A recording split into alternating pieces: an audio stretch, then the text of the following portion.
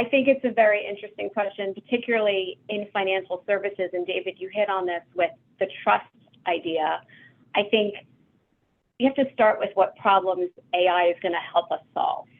I don't think a quantity problem exists in financial services. We all have a lot of content. We have a lot to say.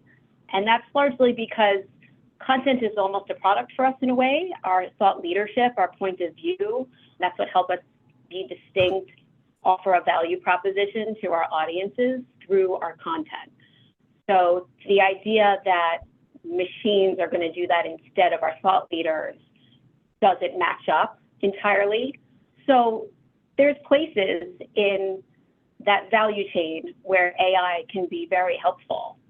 I don't see it, at least in the short term. I mean, what do we know when we look long term into the future? But at least for now, I really do think that the distinctiveness, the value proposition lies with people.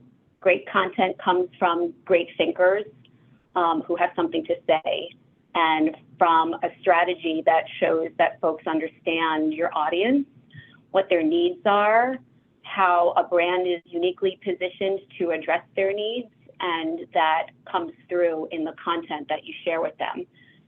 Where AI can potentially come into the picture is certainly helping us to do that at scale in certain ways, helping us glean through data and analytics and pull together some insights in a faster, more robust, scalable way, help us through personalization, versioning things that we have, used humans to create, but then we use the machines to help us proliferate smarter and more impactfully. But it all is going to come back to your point about trust. I think in financial services, that's super important. We bump up against that all the time. There's research that tells us that folks in the marketplace don't necessarily trust information that comes from financial services brands.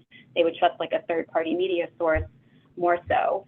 So, that's something we're going to hold near and dear and make sure that what we're producing and putting out to the marketplace in our name has oversight and, human intelligence behind it.